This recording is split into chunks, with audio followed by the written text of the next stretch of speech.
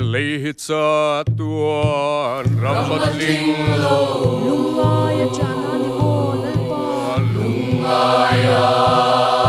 jana ani molpa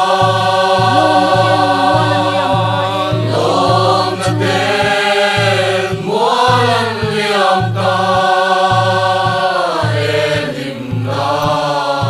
para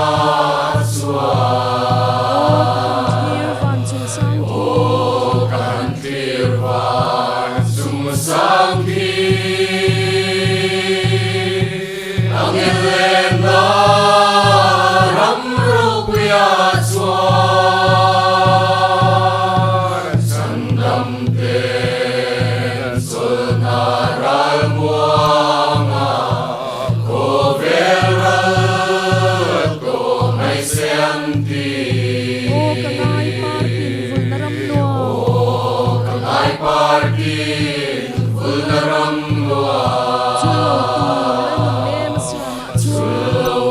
Zulotur lalung lema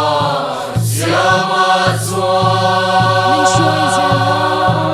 Min shuai zel Lao min kai Ajalai min membro Tirvan sumasangki ang Elena ramrupuya suar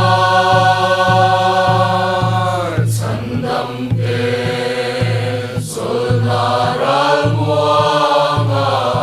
koveral to may senti Ram no ram zayon katen chua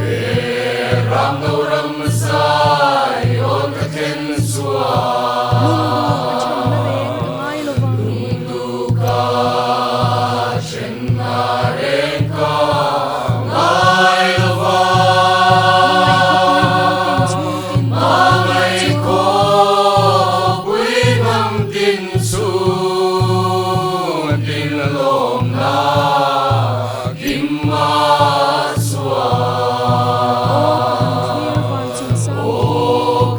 Tirvan sumasangki ang Elena ramrupuya suar